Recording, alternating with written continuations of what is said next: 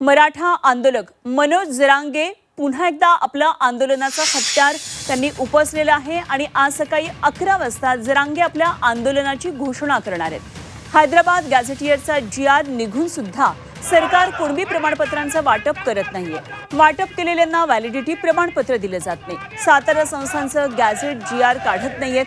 मराठा आंदोलनामध्ये बळी गेलेल्यांच्या कुटुंबियांना मदत देत नाहीयेत, नोकरी देत नाहीयेत आणि अशा विविध मुद्द्यांना घेऊन जरांगे आता पुन्हा एकदा आपलं आंदोलन छेडणार आहेत। या आंदोलनामध्ये सरकारला किंमत मोजावी लागणार असा गंभीर इशारा जरांगे यांनी दिलेला आहे।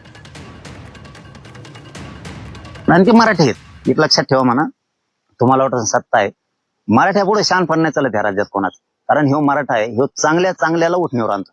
तुम्हाला उठण्यावर आणायला काही टाइम लागणार नाही, मराठ्या पुढे इथे शानपण चलतच नाहीये।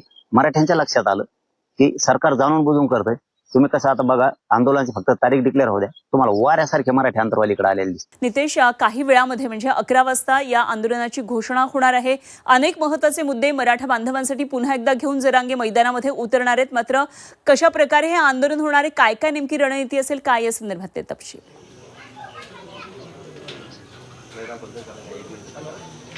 नक्कीच अनुपमा, साधारणतः 10 ते 10:15 वाजता या बैठकीला सुरुवात होईल आणि या ठिकाणी आता मराठा आंदोलक यायला सुरुवात झालेली आहे। आपण जर 8 महिन्यापूर्वीचा काळ जर बघितला तर मनोज जरांगे पाटील यांना सातारा गॅझेट लागू करण्यासंदर्भातलं आश्वासन देण्यात आलं होतं। मात्र हे आश्वासन राज्य सरकारनं पाळलं नाही आणि त्यामुळे पुन्हा एकदा मनोज जरांगे पाटलांनी आंदोलनाचं हत्यार उपसलेलं आहे। साधारणतः 11 वाजता मनोज जरांगे पाटील या ठिकाणी जी बैठक होईल त्यानंतर एक पत्रकार परिषद घेतील आणि त्या पत्रकार परिषदेनंतर ते कोणत्या प्रकारचं आंदोलन राज्यात उभं करणार आहे या संदर्भातली घोषणा करतील। मात्र त्यापूर्वी काही आंदोलक आपल्यासोबत आहेत, त्यांच्याशी आपण बोलू। आज पाटील काय घोषणा करू शकता, काय अंदाज आहे? पाटलांनी सरकारकडे ज्या हैदराबाद गॅजेट, सातारा गॅजेटसह औंध गॅजेट व इतर ज्या मागण्या सरकारकडे मागण्या पाठवल्यात त्या मागण्यांची दखल सरकारनं घेतली नाही। त्यामुळं आम्ही आणि संघर्ष योद्धा मनोजदादा जरांगे पाटलांच्या मार्गदर्शनाखाली या ठिकाणी आज पुढील आंदोलनाची दिशा ठरणार आहे आणि येणाऱ्या काळामध्ये आम्ही सरकारची 2 हात करणार आहे। बरं, मला सांगा, जे कुणबी प्रमाणपत्र वाटप होत नव्हते अशा प्रकारचा आरोप जरांगे पाटलांनी केला आहे, तो कितपर्यंत खरा आहे आणि आतापर्यंत समाजाला चांगल्या प्रकारे लाभ मिळाला आहे का? महाराष्ट्र सरकारने मनोजदादा जरांगे पाटील यांना जे आश्वासन दिलं की महाराष्ट्रामध्ये कुठल्याही शासकीय कार्यालयामध्ये पाळलं जात नाही, त्याची अंमलबजावणी होत नाही।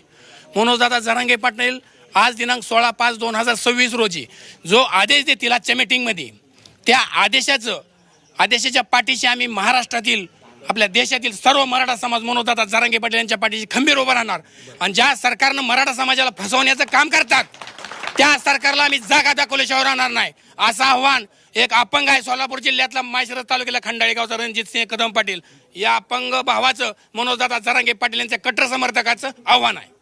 बरं, मला सांगा पाटील, जी घोषणा करतील त्यासाठी तुम्ही तयार आहे आंदोलनासाठी? 100% ज्या टायमाला दादा आव्हान करते समाजाला या म्हणून सटना किंवा आपल्याला लढायचं आहे त्या टायमाला समाज ताकदीनं उठल्याशिवाय गप्प बसणार नाही आणि गप्प बसणार। नितेश, एकंदरीतच सगळा समाज बांधव आता आंदोलक जे आहे ते बैठकीसाठी सज्ज झालेले आहे आणि जरांगे पाटील जेही घोषणा करतील त्यासाठी हे सर्व तयार असल्याचं यांनी म्हटलेलं आहे। अगदी जरूर या सर्व घडामोडींवर लक्ष ठेवून राहा। आपण वेळोवेळी आणखी चर्चा करूया। काही वेळामध्ये मनोज जरांगे पाटील बोलतील त्यावरही लक्ष ठेवून राहा। धन्यवाद तुर्तास दिलेल्या माहितीसाठी। नितेश महाजन आमचे प्रतिनिधी आपल्या बरोबर होते।